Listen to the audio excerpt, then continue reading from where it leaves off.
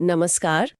आज हम एक बहुत ही मशहूर किताब पर बात करने वाले हैं, नेपोलियन हिल की सोचें और अमीर बने, यानी थिंक एंड ग्रो रिच। हाँ, ये किताब तो वाकई कमाल की है। बिल्कुल।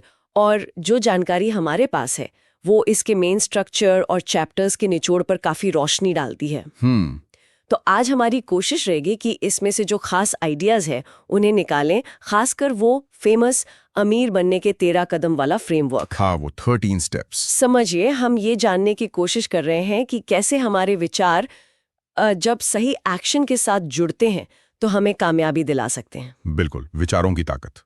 किताब का जो मूल आइडिया है वो यही है कि विचार बहुत पावरफुल होते हैं, लगभग चीजों की तरह, और इन्हें पैसे जैसे असल नतीजों में बदला जा सकता है। सही कहा। मतलब सोच से हकीकत तक का सफर।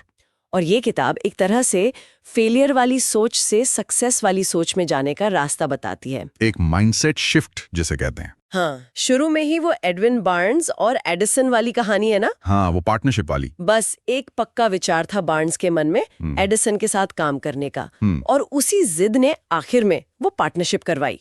ये दिखाता है कि सिर्फ एक आइडिया अगर मजबूती से पकड़ा जाए तो कैसे मौके बना सकता है। बिल्कुल, शुरुआत वहीं से होती है। तो चलिए शुरू करते हैं। किताब कहती है हर चीज की शुरुआत एक जबरदस्त, एकदम धधकती हुई इच्छा से होती है। मतलब सिर्फ चाहना काफी नहीं है। नहीं, बिल्कुल नहीं। हिल इसे पहला और सबसे जरूरी कदम मानते हैं।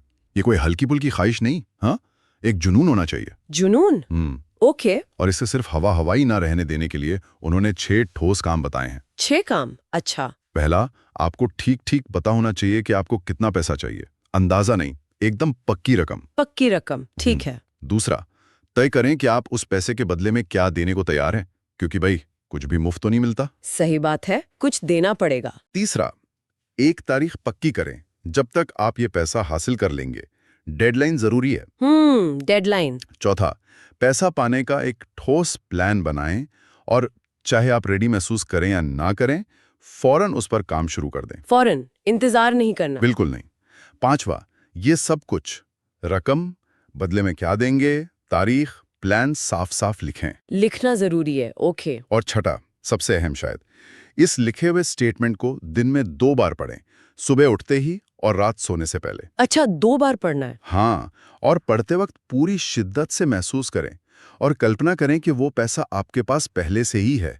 ये सिर्फ पढ़ना नहीं है, उसे जीना है। वाह, ये तो बहुत ही सिस्टमैटिक तरीका है। मतलब सिर्फ सपने देखना नहीं, उसे हकीकत बनाने का पूरा नक्शा तैयार करना। बिल्कुल। लेकिन सिर्फ इच्छा और प्लान से क्या होगा अगर यकीन ही ना हो? अगला कदम आता है विश्वास, फेथ। ये दूसरा कदम है। हाँ, विश्वास। किताब के मुताबिक ये विश्वास आता कहाँ से है? ये कोई जादुई चीज तो नहीं? नहीं, जादू नहीं है। इसे पैदा करने का तरीका बताया गया है। हिल कहते हैं विश्वास कोई उम्मीद या कामना भर नहीं है। ये दिमाग की एक हालत है जिसे जानबूझकर पैदा किया जा सकता है और किया जाना चाहिए। जानबूझकर? कैसे? और इसका जरिया है आत्म सुझाव, ऑटो सजेशन। अच्छा। ये तीसरा कदम है। अच्छा, ऑटो सजेशन। ये क्या है? इसका मतलब है अपने लक्ष्य का जो स्टेटमेंट आपने पहले कदम में लिखा था उसे बार बार दोहराना। लेकिन सिर्फ रटना नहीं, पूरी भावना और यकीन के साथ दोहराना है। ऐसा तब तक करना है जब तक आपका अवचेतन मन, सबकॉन्शियस माइंड, उसे सच मानकर स्वीकार न कर ले। अवचेतन मन तक पहुंचाना है। हाँ, सोच ये है कि हमारा अवचेतन मन हमारी गहरी मान्यताओं पर काम करता है। जब वो किसी चीज को सच मान लेता है तो फिर वो हमारे कामों, हमारे फैसलों, यहाँ तक कि हमारी सोच को भी उसी दिशा में मोड़ना शुरू कर देता है। अच्छा। अक्सर हमें पता भी नहीं चलता। ये एक तरह से अपने दिमाग को उस लक्ष्य के लिए प्रोग्राम करना है। समझ गई। मतलब इच्छा आग है तो विश्वास उस आग को जलाए रखने वाला ईंधन, और उसे आत्म सुझाव से भरा जाता है। बिल्कुल सही कहा है। ठीक है, तो नींव तैयार हो गई, इच्छा और विश्वास। अब हिल आगे कौन से औजारों की बात करते हैं? विशिष्ट ज्ञान का जिक्र आता है, स्पेशलाइज्ड नॉलेज। ये चौथा कदम है। हाँ। आम जानकारी काफी नहीं है क्या? हिल इस पर बहुत जोर देते हैं। वो कहते हैं कि सिर्फ जनरल नॉलेज जो हमें स्कूल कॉलेज से मिलती है वो दौलत बनाने के लिए काफी नहीं है। अच्छा, क्यों? आपको चाहिए विशिष्ट ज्ञान, यानी अपने चुने हुए काम या लक्ष्य से जुड़ा गहरा और खास ज्ञान। Okay, specific knowledge. लेकिन सिर्फ जानकारी होना ही सब कुछ नहीं है। उस ज्ञान को प्रैक्टिकल प्लान के जरिए लागू करना जरूरी है। अप्लाई करना। दिलचस्प बात यह है कि हिल ये भी कहते हैं कि जरूरी नहीं कि ये सारा ज्ञान आपके पास खुद हो। अच्छा, तो फिर? अगर आपके पास नहीं है तो उन लोगों के साथ जुड़ना या गठबंधन बनाना एक स्मार्ट तरीका है। टीम बनाना मतलब? हाँ, ये मेंटर से सीखने, लगातार पढ़ते रहने या ऐसी टीम बनाने के बारे में है जो आपकी कमी पूरी कर सके।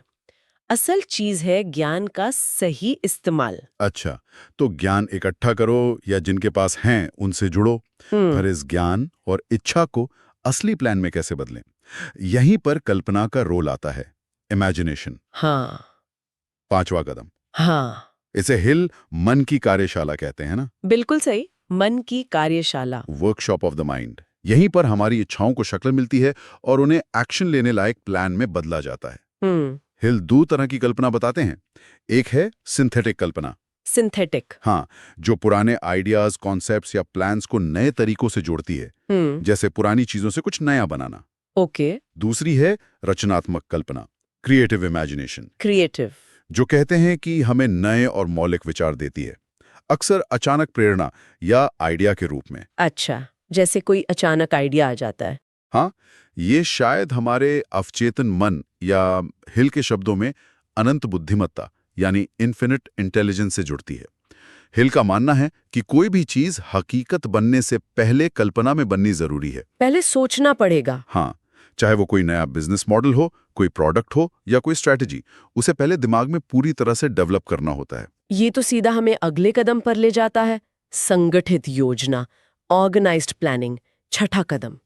यहाँ आकर लगता है कि बातें हवा से जमीन पर उतर रही हैं। हाँ, बिल्कुल। विचार अब एक्शन में बदलने वाले हैं। हाँ, ये छठा कदम बहुत अहम है, क्योंकि यही इच्छा असल काम में बदलती है। हिल यहाँ कुछ खास बातें बताते हैं। क्या है वो? पहली, एक ठोस प्रैक्टिकल प्लान बनाओ, बल्कि हो सके तो कई प्लान बनाओ, ताकि एक फेल हो तो दूसरा तैयार रहे। बैकअप प्लान मतलब? हाँ। दूसरा, उन लोगों के साथ जुड़ो या टीम बनाओ जिनकी मदद से तुम अपना प्लान पूरा कर सकते हो। ये पिछले कदम यानी विशिष्ट ज्ञान और आने वाले मास्टरमाइंड कॉन्सेप्ट से जुड़ता है। टीम जरूरी है। तीसरा, ये तय करो कि तुम अपनी टीम के लोगों को बदले में क्या फायदा या मुआवजा दोगे। रिश्ते साफ होने चाहिए। हाँ, ये भी जरूरी है। और सबसे जरूरी बात, हिल कहते हैं कि ज्यादातर लोग पहली नाकामी पर ही हार मान लेते हैं। हाँ, ऐसा होता है। लेकिन अगर तुम्हारा पहला प्लान फेल हो जाए तो हार मत मानो, उसे दूसरे प्लान से बदलो। अगर वो भी फेल हो तो तीसरे से। बदलते रहो। हाँ, तब तक प्लान बदलते रहो जब तक वो प्लान ना मिल जाए जो काम करता है। लक्ष्य वही रखो, रास्ता बदलने से मत डरो। यही फ्लेक्सिबिलिटी कामयाबी के लिए जरूरी है। यहाँ वाकई सोचने वाली बात है। इच्छा है, विश्वास है, ज्ञान है, कल्पना है, प्लान भी है, फिर भी लोग नाकाम क्यों होते हैं? हिल कुछ आम रुकावटों की बात करते हैं। निर्णय की कमी, डिसीजन, 7वां कदम, ये इतना जरूरी क्यों है? हिल इस पर बहुत साफ है। टालमटोल या फैसला ना ले पाना नाकामी के सबसे बड़े कारणों में से एक है। प्रोक्रास्टिनेशन। हाँ, उन्होंने जिन कामयाब लोगों का अध्ययन किया, उनमें एक बात आम थी, वो जल्दी फैसले लेते थे। जल्दी? हाँ, और अगर उन्हें अपना फैसला बदलना भी होता था तो बहुत सोच समझकर और धीरे धीरे बदलते थे। अच्छा, और नाकामयाब लोग? दूसरी तरफ नाकामयाब लोग अक्सर फैसला लेने में बहुत देर करते हैं और फिर दूसरों की बातों में आकर बहुत जल्दी जल्दी अपने फैसले बदल देते हैं। हिल सलाह देते हैं कि अपने फैसलों पर टिके रहो। खासकर उन लोगों की राय से बचो जो तुम्हारी योजनाओं को समझते नहीं या सिर्फ नुक्स निकालते हैं। दूसरों की नेगेटिविटी से बचना। बिल्कुल। फैसला लेने की काबिलियत का मतलब है अपने समय और पैसे का सही इस्तेमाल करना, ये जानना कि क्या जरूरी है और उसी पर ध्यान लगाना। लेकिन सिर्फ फैसला लेना काफी नहीं, उस पर टिके रहना पड़ता है। यहीं पर दृढ़ता आती है, परसिस्टेंस, 8वां कदम। हाँ, परसिस्टेंस। यहाँ वो सोने से 3 फीट दूर वाली कहानी याद आती है ना? 3 feet from gold। हाँ। एक आदमी सोने की खदान खोद रहा था और थक कर छोड़ दिया। बाद में पता चला कि जहां उसने छोड़ा था, सोना बस 3 फीट और नीचे था। ये कहानी बताती है कि लोग कामयाबी के कितने करीब आकर हार मान लेते हैं। बिल्कुल। दृढ़ता का मतलब है लगातार कोशिश करते रहना, भले ही मुश्किलें आएं, निराशा हाथ लगे या अस्थायी हार का सामना करना पड़े। हार न मानना। हाँ, हिल कहते हैं ये सिर्फ इच्छा शक्ति यानी विल पावर का मामला नहीं है, बल्कि इसे आदत बनाना पड़ता है। आदत कैसे? इसे बनाने के कुछ तरीके भी वो सुझाते हैं। पहला, एक पक्का मकसद होना चाहिए जिसके पीछे एक जबरदस्त इच्छा हो। मकसद। दूसरा, एक ठोस प्लान होना चाहिए जिस पर लगातार काम किया जा सके। ओके। तीसरा, अपने दिमाग को हर तरह के नकारात्मक असर से बचाना, चाहे वो दोस्तों, रिश्तेदारों या जानकारों की निराशाजनक बातें ही क्यों ना हों। नेगेटिव लोगों से दूरी। हाँ, और चौथा, कम से कम एक ऐसे इंसान के साथ गहरा दोस्ताना रिश्ता बनाना जो आपको आपके प्लान और मकसद पर टिके रहने के लिए हौसला दे। ये सपोर्ट सिस्टम बहुत जरूरी है। सपोर्ट सिस्टम, और यही हमें अगले कदम मास्टरमाइंड की तरफ ले जाता है। मास्टरमाइंड की शक्ति। 9वां कदम, पावर ऑफ द मास्टरमाइंड। ये सुनने में सिर्फ टीम वर्क से कुछ ज्यादा लगता है। क्या है ये असल में? हाँ, ये सिर्फ टीम वर्क नहीं है, उससे कहीं ज्यादा गहरा है। हिल मास्टरमाइंड को ऐसे समझाते हैं, 2 या 2 से ज्यादा लोगों का ज्ञान और कोशिश जो किसी एक खास मकसद को पाने के लिए पूरी हम आहंगी यानी हार्मनी के साथ काम कर रहे हों। हम आहंगी, हार्मनी। हाँ, यहाँ हम आहंगी शब्द बहुत जरूरी है। आइडिया यह है कि जब दिमाग एक लय में मिलकर काम करते हैं तो एक तीसरी अनदेखी ताकत या ऊर्जा पैदा होती है, एक सिनर्जी जो उस ग्रुप को उससे कहीं ज्यादा हासिल करने में मदद करती है जो वो लोग अलग अलग कर पाते हैं। अच्छा, जैसे 1 + 1 = 3। हाँ, कुछ वैसा ही। ये ग्रुप जरूरी ज्ञान, अलग अलग नजरिए, आइडियाज सोचने का मंच और सबसे जरूरी एक दूसरे को जवाबदेह रखने और हौसला देने का काम करता है। अकाउंटेबिलिटी और मोटिवेशन। बिल्कुल, ये अपनी कोशिशों को कई गुना बढ़ाने का एक तरीका है। अब किताब कुछ ऐसे हिस्सों में जाती है जो थोड़े ज्यादा सूक्ष्म है और शायद आज के जमाने में कुछ लोगों को विवादास्पद भी लग सकते हैं। जैसे यौन ऊर्जा का रूपांतरण। 10वां कदम, सेक्स ट्रांसम्यूटेशन। इसे जरा समझाएं, जैसा स्रोत में बताया गया है, बिना किसी तरफदारी के। हाँ, ये 10वां कदम अक्सर चर्चा में रहता है। देखिए, हिल का मानना था कि यौन इच्छा इंसान की सबसे ताकतवर भावनाओं में से एक है। सबसे पावरफुल इमोशन। उनका सिद्धांत ये था कि अगर इस जबरदस्त ऊर्जा को सिर्फ शारीरिक तौर पर जाहिर करने के बजाय रचनात्मक कामों यानी क्रिएटिव एफर्ट्स की तरफ मोड़ा जाए या बदला जाए, डाइवर्ट किया जाए, हाँ, तो ये इंसान की प्रेरणा, रचनात्मकता, जोश, लगन और लीडरशिप को कई गुना बढ़ा सकती है। हिल दावा करते हैं कि इतिहास के कई बड़े कामयाब लोगों ने जाने अनजाने में इस ऊर्जा का इस्तेमाल अपनी महत्वाकांक्षाओं को पूरा करने के लिए किया। अच्छा। उनका मतलब ऊर्जा को दबाना नहीं, बल्कि उसे ऊंचे लक्ष्यों के लिए इस्तेमाल करना था। हिल का मानना था कि यह रचनात्मकता और जुनून को बढ़ावा देने वाली सबसे शक्तिशाली मानवीय प्रेरणा शक्ति है, जिसे अक्सर अनदेखा कर दिया जाता है। ओके, मतलब एनर्जी को चैनलाइज करना। बिल्कुल। और ये सब कहीं ना कहीं अवचेतन मन से जुड़ता है, सबकॉन्शियस माइंड, जिसका जिक्र पहले भी आया था। 11वां कदम, विचारों और असल कामों के बीच इसकी क्या भूमिका है? अवचेतन मन हिल के फलसफे का केंद्र बिंदु है। वो इसे सचेत सोच और असल काम के बीच की कड़ी मानते हैं। अच्छा, लिंक। हाँ, हिल कहते हैं कि हमारा अवचेतन मन उन विचारों पर काम करता है जो हमारे सचेत मन में सबसे ज्यादा हावी होते हैं, खासकर वो विचार जिनमें बहुत गहरी भावनाएं जुड़ी हों, चाहे वो भावना विश्वास की हो, इच्छा की हो या डर की। Emotional thoughts. हाँ, दिलचस्प बात यह है कि अवचेतन मन अच्छे और बुरे दोनों तरह के विचारों को बिना भेदभाव के पकड़ता है और उन्हें हकीकत में बदलने का काम शुरू कर देता है। वो फर्क नहीं करता। नहीं। इसीलिए कदम 3 यानी आत्म सुझाव इतना जरूरी है।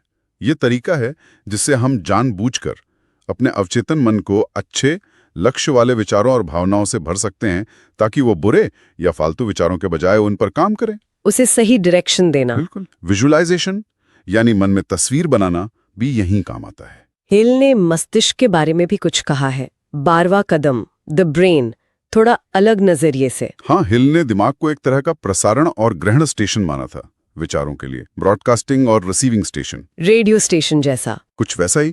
उनका मानना था कि विचार ऊर्जा का ही एक रूप है और दिमाग न सिर्फ अपने विचार पैदा कर सकता है, बल्कि वो दूसरों के विचारों और अनंत बुद्धिमत्ता से भी विचार पकड़ सकता है। दूसरों के विचार भी? हाँ, उनके मॉडल के मुताबिक इस प्रक्रिया को तेज भावना जैसे विश्वास या इच्छा और ग्रुप की हमाहंगी यानी मास्टरमाइंड के जरिए और ज्यादा ताकत मिलती है। ये विचारों और प्रेरणा के काम करने के तरीके की थोड़ी आध्यात्मिक या मेटाफिजिकल व्याख्या की तरफ जाता है। ओके, थोड़ा गहरा कॉन्सेप्ट है ये। और फिर आता है आखिरी कदम, 13वां, छठी इंद्रिय, द सिक्स्थ सेंस, ये क्या है? कोई रहस्यमयी शक्ति? हिल इसे अपने फलसफे की चोटी मानते हैं, पीक। छठी इंद्रिय असल में वो अंदरूनी समझ, अचानक आने वाले विचार या इंट्यूशन है। Gut feeling. हाँ, गट फीलिंग कह सकते हैं, जो तब पैदा होती है जब कोई इंसान बाकी 12 सिद्धांतों में महारत हासिल कर लेता है। ये रचनात्मक कल्पना और अवचेतन मन से बहुत करीब से जुड़ी है। अच्छा, ये अपने आप आती है? इसे ज्ञान के मंदिर का दरवाजा कहते हैं, जो हमें आने वाले खतरों की चेतावनी दे सकता है या ऐसे मौके दिखा सकता है जो सिर्फ लॉजिक से नजर नहीं आते। इसे विकसित करने के लिए ऊंचे दर्जे की दिमागी और शायद आध्यात्मिक तैयारी की जरूरत होती है, और ये बाकी सिद्धांतों पर लगातार अमल करने का नतीजा है।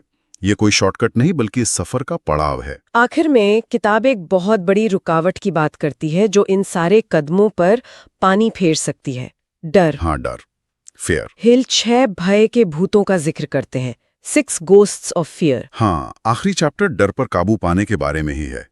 हिल ने 6 खास डर पहचाने जो उनके मुताबिक इंसानों को सबसे ज्यादा परेशान करते हैं। कौन कौन से हैं वो? पहला, गरीबी का डर, फियर ऑफ पॉवर्टी। दूसरा, आलोचना का डर, फियर ऑफ क्रिटिसिज्म, लोग क्या कहेंगे वाला डर। बिल्कुल। तीसरा, खराब सेहत का डर, फियर ऑफ इल हेल्थ, बीमारी का डर।